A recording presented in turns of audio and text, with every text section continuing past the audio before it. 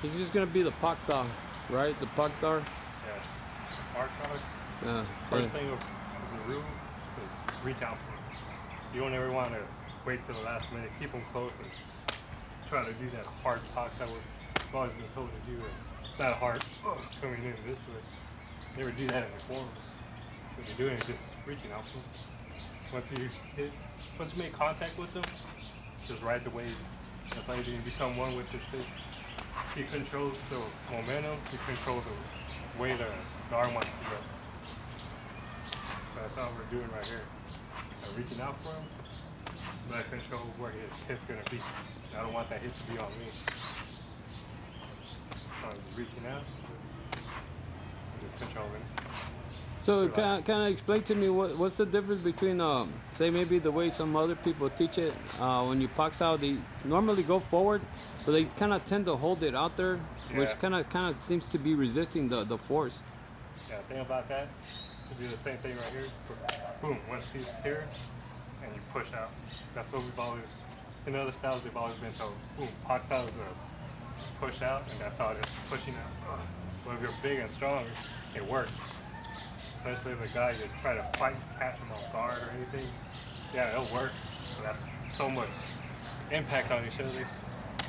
Once you get old, it's never going to work. If you do this with someone who's smaller, it's not going to work. And if you start using more force on them, you just lose control.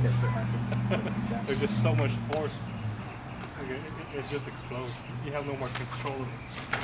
Not only that, but as soon as you make contact and you try controlling it, you're trying to push yourself out, the momentum's there.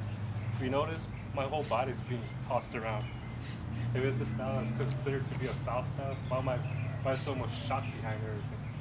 So what you want to do is just the opposite. Once you make contact, relax. Throughout the whole motion is relaxed. And all you're doing is reaching out. Once the force starts going towards you, you go with the force.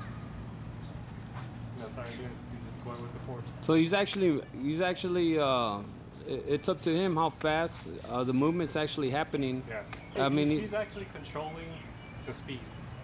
I'm controlling the movement of the speed. So you're controlling where you redirect them to. Yeah, I'm actually just controlling the angle. That's all I'm doing. What he's aiming for is this. He's aiming dead center. What I'm trying to do to him is I'm meeting it, becoming one with his arm. What I mean by becoming one with his arm, I ain't going dead. I ain't trying to beat him to the punch. When I try beating him to this, he still comes at me. I moved the angle, but momentum's still there. Just because I made his arm shoot this way didn't mean I really stopped it. His momentum's still there. So I don't want to do that. I don't want to go too far neither. I ain't trying to go too fast. I ain't trying to go too slow. If I go too slow, I still get hit. Even if I'm able to catch it here, I'm still being hit because I'm going too slow. You just have to feel the guy. That's literally all you have to do. Once you make contact, you just stick to him. You're still holding yourself out, but at the same time, you're using different joints. These joints right here are pushing out. Those joints right here, part of your arm, going at an angle. So you're doing pretty much two different things at once. If you try using both of them to push out, it causes something way different. So that's how you're doing it. Just relax. Pushing out with your elbow, but angling them out with your wrist. Yeah, I understand a lot of other people sometimes get the wrong idea when they're pak-sauing. They think the force is being generated by the hand. But you say you need to stay relaxed and the force is just coming through your elbow. Yeah, that's how it is. You're reaching out. Once you reach out, this gives way. This relaxes, but this stays wanting to go forward. And because of that, it allows you to do it. So you kind of were explaining it earlier. There's kind of almost like in the first part of the form when you do a side palm to the side. That's how you're doing it. You're doing this part of the form. You're reaching out towards them. But at the same time, once the momentum starts coming in, it's coming in pretty much a pak-sau again. It's a reach out with your arm just letting itself retreat back. So technically, what we used to refer to as a slapping hand, you're not really trying to bombard the guy with the heavy hand or anything like that. Yeah, it's not a slap and a push out. It's a slap with the give in. And it's just angling. That's really what's getting you out of danger. So instead of punches coming at me, that's how it really is. I'm just giving in from this point. It gives in. It gives way to the force. Let me see that shot from this other angle. So if you don't mind doing it again, look at this. So you attack. That's how it is. You're just giving way to the force. So you never collapse your hand, right?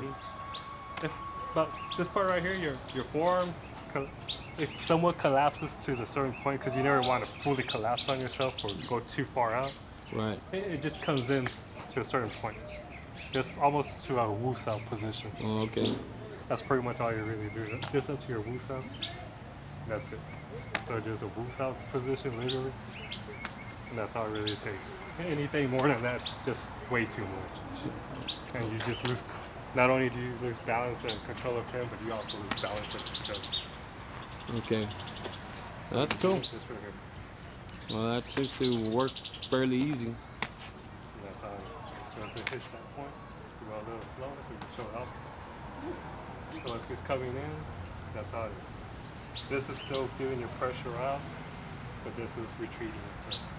And that's what gives you the structure you need.